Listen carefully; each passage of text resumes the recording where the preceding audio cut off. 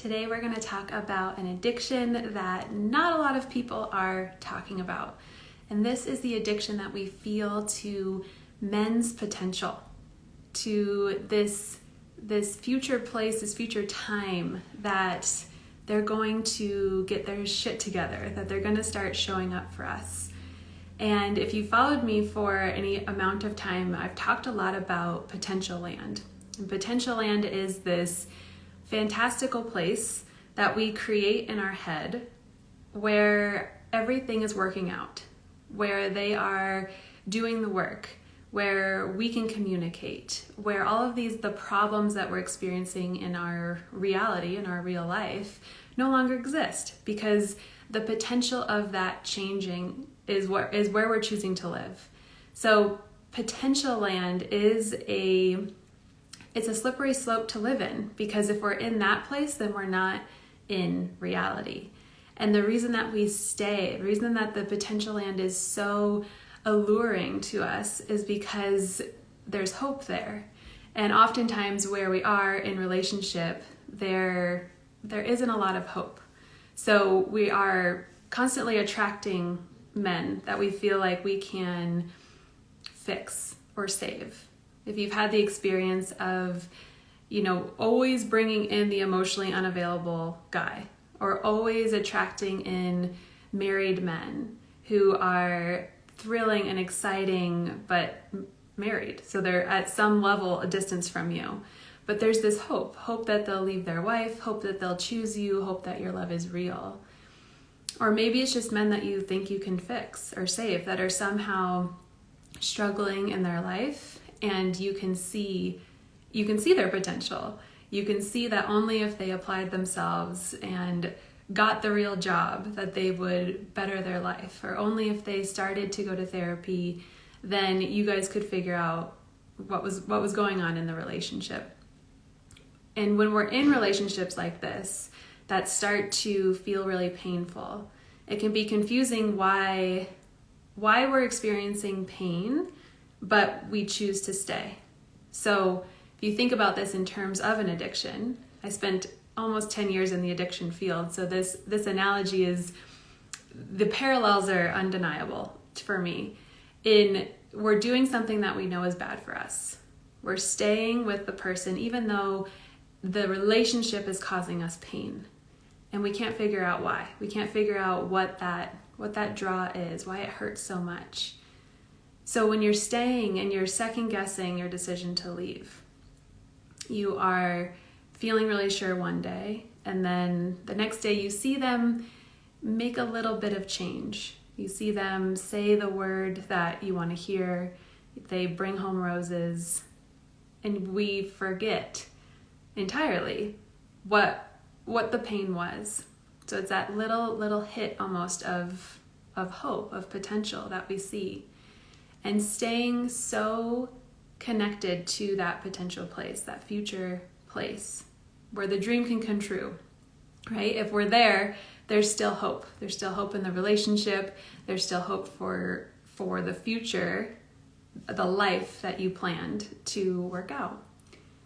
And if you maybe leave and then find yourself going back, this idea we get in our brains, and I had the experience of trying to lie down to go to sleep, and all of a sudden it's like this onslaught of guilt, like the thunderous cloud that rolls in and just consumes you. The guilt for if you choose to leave, or if you have left, that they're hurting, that you made a huge mistake, that you're giving up on the dream. We are going back and forth in our brains, and oftentimes it's that hope that keeps us going back. When you get the text message and you're hearing everything that you want to hear. I'm sorry, I've changed, it's going to be better this time. Again, it's like that hit of potential. It's that soothing drug that comes in and just makes you feel good for a little while. And inevitably, often, you're going back the next morning, you're waking up after the sex, after those pink cloud, as we call it in addiction treatment, when you come out of treatment and everything is like perfect. After that wears off, the reality starts to set back in again. Another piece to addiction, which we feel in these types of relationships, is the extremes. So in addiction, you have the really high highs, right? When you're using your drug or drinking, you are high as shit and it feels incredible. And then you dump, and then you have your really low lows. So this is the same feeling that happens in these relationships. Like when you see that little moment of change in them. You see them, make the appointment for therapy, or communicate to you their attachment style. Whatever piece it is that you're sort of looking for from them. You get this overwhelming sense of euphoria almost, in that things are going to be okay. This is going to work out. I don't have to let go of this future place because it's happening. It's coming true. And then that leaves. So then you're stuck with this deep dump, this deep like depression, hopelessness that comes. And then you get the hit again. And it's just this roller coaster ride of feeling like it's going to happen. You see it happening, it's almost happening, and then it doesn't. And this back and forth, this up and down, is so intoxicating, especially if you have a relation or a foundation of coming from chaos of some kind, coming from a household where it wasn't stable and predictable. You got really used to the highs and the lows, right? Maybe your parents couldn't always show up emotionally for you. So you got used to anticipating and hoping when that was going to happen, and then when it didn't, you understand what that feels like to go up really high and down really low. So letting go of potential, letting go of a person who gives you that sense of familiarity is really tough. If we think about addiction treatment, people go away for 30, 45, 90 days to be in a contained space, a detox, a treatment center, so that they're not tempted with their drug of choice. And unfortunately, for those of us who have been addicted to men's potential, we don't have that luxury. There's no treatment center that will take us for that length of time and take away our phones, take away social media, help us understand this addiction, help us understand why we feel like we're crazy, because we know rationally that this person is not going to give us what we want, but we keep going back. So the amount of support that you need during a detox phase is incredible, because that ups and downs, that the little glimpse of hope that you get each time they show up for you is such a potent drug.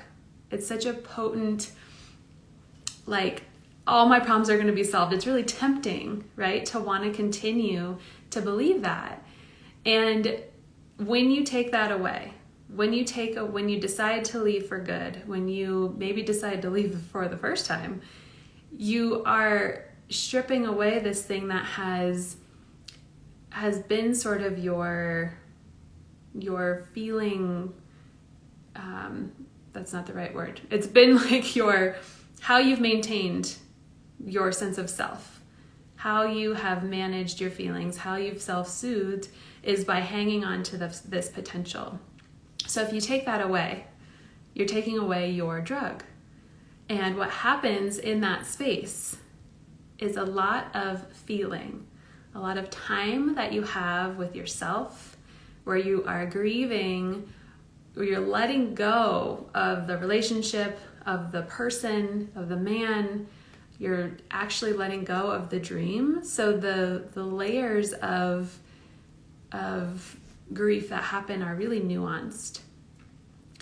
And all your feelings come up in this space. When you have a lot of space and time for yourself, you start to feel things that had been numbed because you've been preoccupied with the person or the person's problems or the potential place. So if you're unable to feel your feelings, that detox period is going to be unbearable. You're going to want to crawl out of your skin. You are not going to be able to sit alone, right? You're going to need to be distracted. You're going to need to find chaos somewhere else. So part of how we detox from these relationships is being so supported in that process.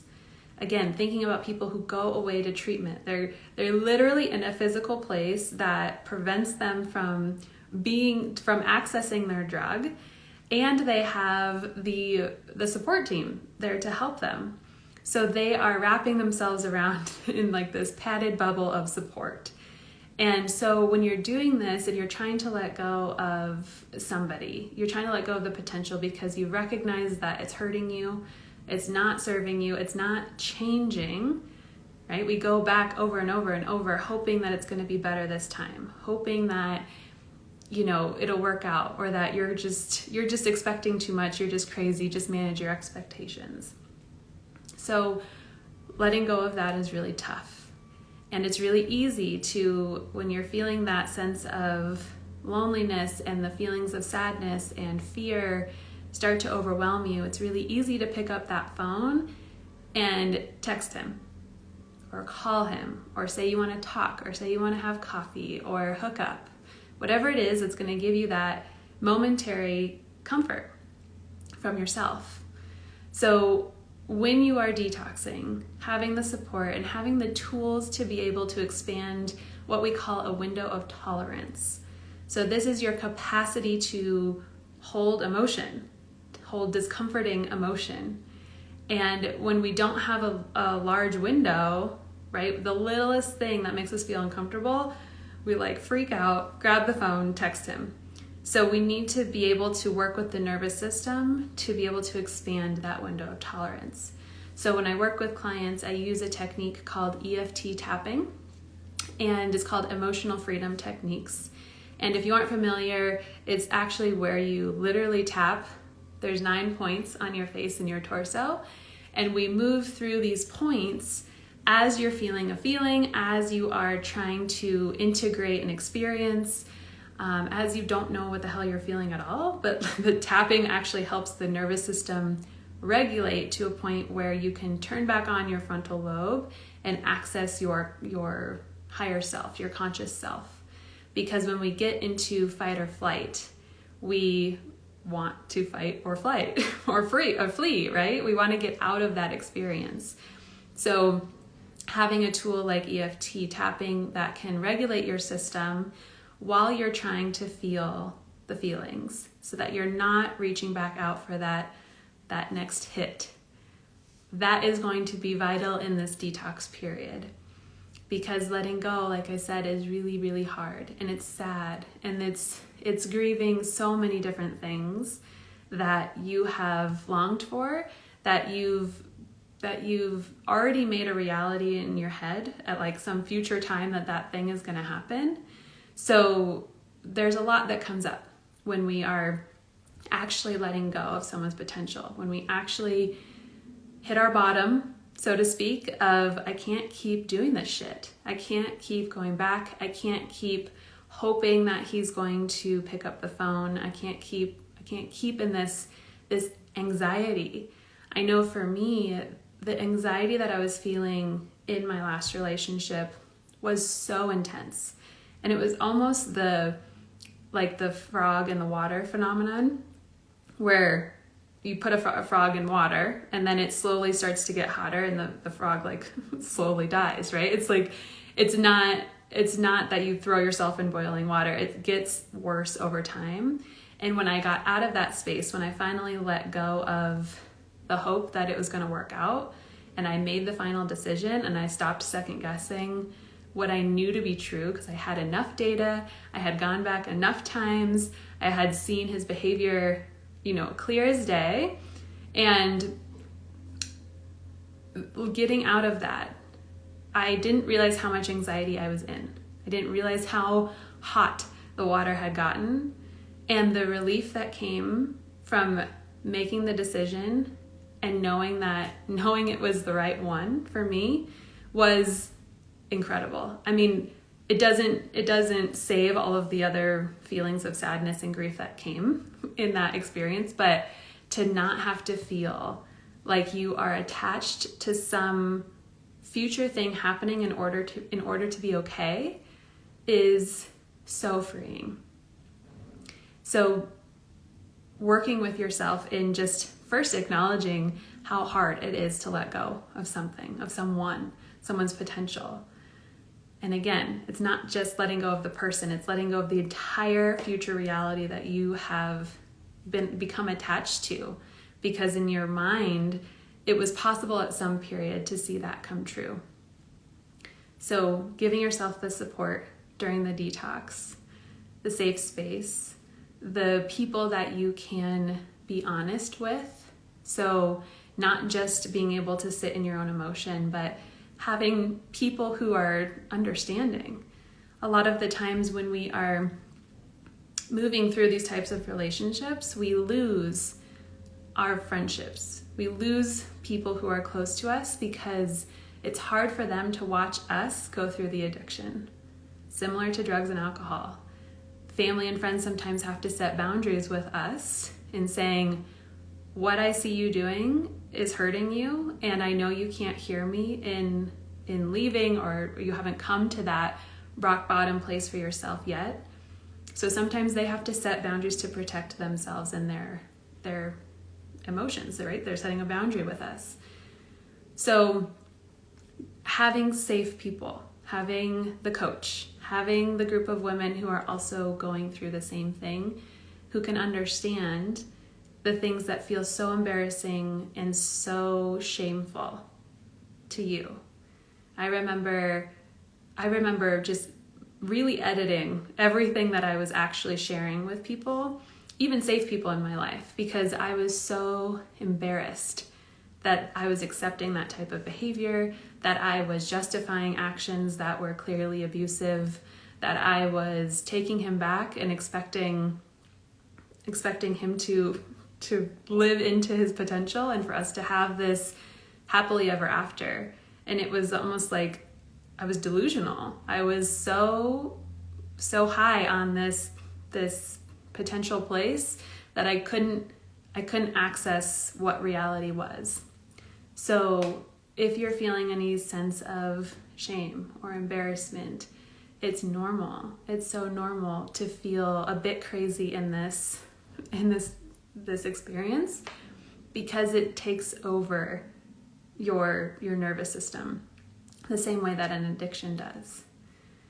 So because we don't have that treatment center, in my work, I work with women who need that safe space.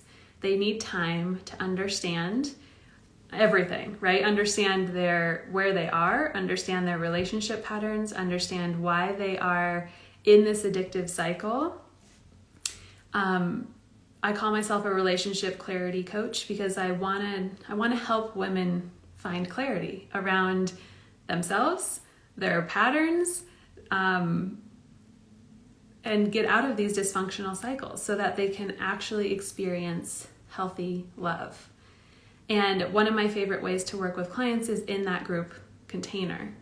So because we don't have the treatment center, this is how I have tried to create the same type of safe wraparound support, is by having a container for 5 months that I work with women. I have 4 spaces open at a time. And it's time for us to really get to know each other, get to know where you are, allow your nervous system to decompress because you're held in a safe space. You know that you can come there and be completely, truly honest, even though everybody in the group is scared of being vulnerable. That's a baseline experience that I've seen with all of my clients, is they're scared to be seen. And the moment that somebody does, the moment that somebody says the thing that everyone is thinking or everyone is feeling, but everyone is scared to say, it gives this permission for everyone to be like, oh, me too, or I feel vulnerable too, or I went back to him again. and feel so ashamed of that. And it's a safe place to be seen. So within this group container, we have our group sessions. You also get individual sessions. So we get a lot of one-on-one time to work with actually integrating these feelings.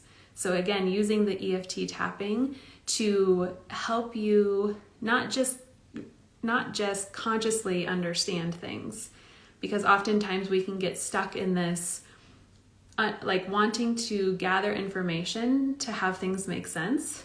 And in that, we're like, I can conceptualize what it is to be addicted. I can conceptualize what codependency is or what my attachment style is. But we stay in that place of just understanding instead of dropping into, okay, what is that? What emotion in me is elicited by that understanding? Or what memory comes up? Why am I attracted to these types of people? What happened in my past? So we get to go into the depths. I think of gathering information much like an analytical buoy, right? We're like drowning in the middle of the ocean. We have this one little buoy that we're hanging on to where it's all of the information. It's the self-help books, the podcast, right? We're just absorbing. And what we really need to do is trust and let go and go under. And in the depths is where we find those deep-rooted beliefs that keep us in this place in the first place. So if you're just consciously understanding, that's an important part, but it's not the full part of actually making change. So if you've maybe been to therapy or you've maybe done other coaching programs that are more teaching based, but not helping you somatically move that energy, that's why we can tend to feel stuck. Like, I understand this, I've already worked on this, but it's still not changing because we're not getting to the underlying piece. So the education piece is important to me. I have educational videos that are in the client portal that you'll have access to, but it's the integration that's equally as important. So actually feeling, which we often don't want to do. So you learn again how to sit in your feelings. EFT tapping gives us a really good tool to feel safe while we're feeling unsafe emotions. So we have known in our own life, maybe that anger is not safe or sadness is not safe, right? When that happens, we feel unsafe because we feel overwhelmed or flooded or like it's never going to end. So anytime that sadness or anger comes up, we push it down, we avoid it. So when you can allow your body and your nervous system to feel safe while you're feeling something that feels really scary, it allows you to feel it. It allows you to go there, to feel the level of sadness, of grief, of betrayal, of anger, whatever it is that's occurring in these relationships for you. Another important piece of this work in tandem with the EFT tapping is embodiment experiences.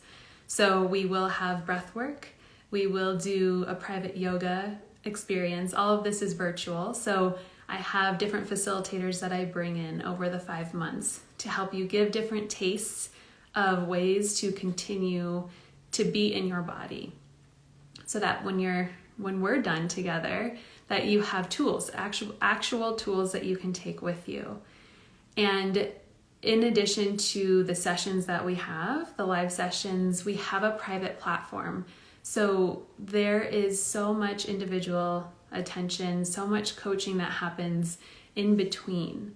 And the reason that I feel so strongly about that, for me to be available for you in ways that's not just once a week, is because of that detox period, because of that, how quickly we can feel like we're strong, we've got it, it's great, and then we get one text message, or we happen to be scrolling on Instagram or Facebook and we see his name pop up, or we see a friend of his post a picture of him, or whatever trigger happens, and it's like almost immediate if you don't catch it in that space. So I want to help you interrupt the reflex. And so much of that work, that intentional work, happens during our time together, because usually women are coming and deciding to do this work either when they have decided to leave fully and they don't really know how to be alone. They don't know how to be single. They don't know how to not go back, but they know they can't. Or they're in this period of maybe they're with them right now, but it's always back and forth.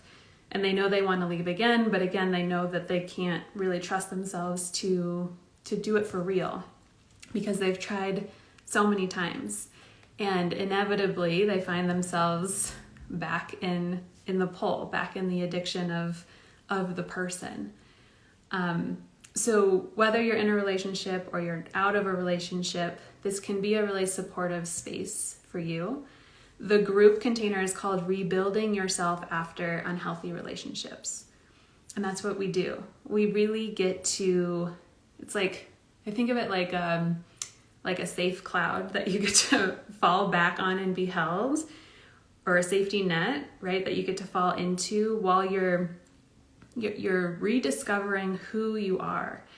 You're rediscovering your patterns. You're finding clarity about what it is that makes you unique. Who are you? Often we're in these relationships where we are so focused on the other person. There's so much energy that's going outward to the other person that we don't remember who we are. We don't remember what we need to feel loved. We don't know what we like to do for fun. We don't know if that, what to do with ourselves when that person is not the main focus in our life.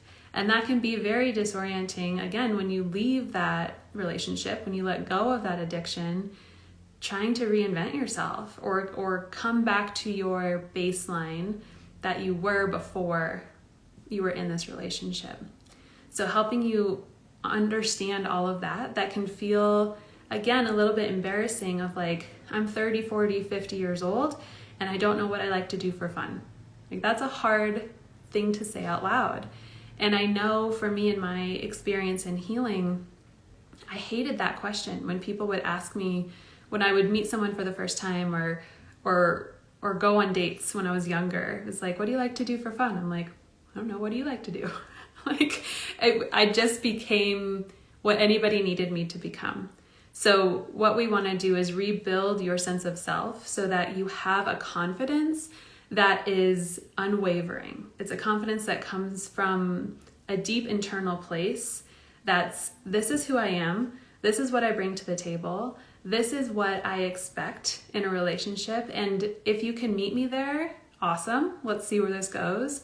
If you can't, okay, bye. Like, there's no feelings of guilt that keep you stuck. There's no feelings of, I need to save this person or I want to save this person, because you're building yourself to respect yourself enough to know that you deserve better. And to feel that, like, there's a difference between saying that you deserve better and like standing for you deserving better.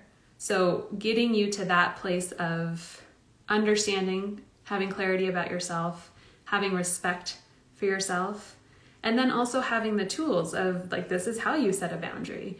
This is how you don't slip into that rescuer role. This is how you don't attract people who slip into the victim role. This is how you work with your anxious attachment to move into more of a secure attachment. This is how you avoid slipping back into the detox, right?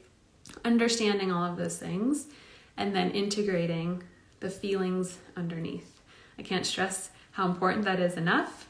If you have done coaching programs, if you have done therapy, and you're like, I've already invested thousands of dollars into these types of programs and nothing works, I want you to think about if you were actually held and facilitated in the act of feeling and feeling safe enough to open up those neatly compacted, compartmentalized spaces of our bodies, of our psyche that we pack away. Because you can find healthy love, you can get out of dysfunctional cycles, You can learn to have confidence. Like, these are all things that I didn't think were possible. And if you would have told me back when I was in my relationship that I would be here doing this with you today, like, I would have laughed in your face. So I teach from a place of having been through it. And there's nothing that a client has said to me to this day that I haven't thought, considered, or done. So the level of approachability that you can have with me is real. And I'm very transparent about my story. I'm very open about my experiences and want to be with you on a level of, I see you. And I don't just see you, like, I see you. I deeply see you because I was you. And there is so much hope for you. Just like people who are trying to give up years of drinking or years of their addictions, there is a way that you can find freedom from this cycle, from this crazy making. And to be able to do that work in order to feel healthy love, in order to experience healthy love, and not just somebody who makes you feel good, but like what a healthy relationship actually is. We talk about that in the course too, where it's like a lot of us don't have a frame of reference, or didn't, right? I didn't. I came from systems that showed me one specific way that relationships looked. And that's what I learned, because that you, as children, right, we just kind of become these mirrors. And I didn't know what it was like, what a healthy relationship meant.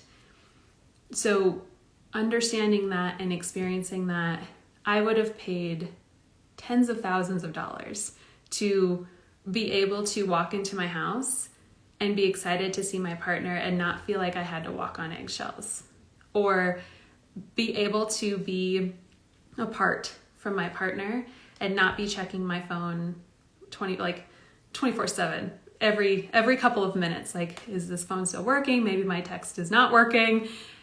To be able to feel that relief and to trust somebody is priceless.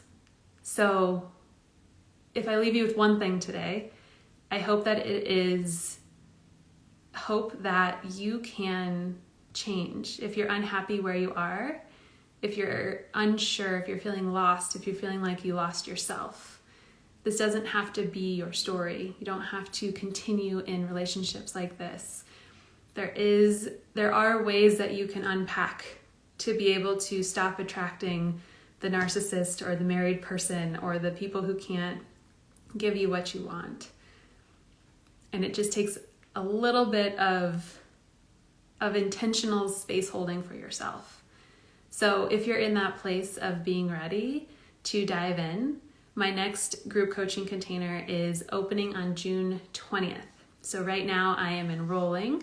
There are 2 spaces of the 4 open. It is women only. And it's for the woman who is tired of her own bullshit. This is not a gentle hand-holding, make you feel good type of course. This is I'm going to hold your hand and walk alongside you while we move through the fire. And you're going to feel safe and contained while you do work that is hard to do by yourself and is hard to get from a self-help book or a podcast. So reach out, send me a message. I always offer a free exploratory session as the first step. And that's just a time for us to really get to know each other and talk like human beings of what is going on with you, if this feels like a good fit for you. I don't put people into the group that I haven't first had that session with for the safety of everybody. So that's the first step. And because we're coming close to the start of the container, scheduling soon is necessary. So all the links I'll put here. You can always reach out to me over message, over email, whatever feels more comfortable to you. And I look so forward to meeting you and helping you on your journey.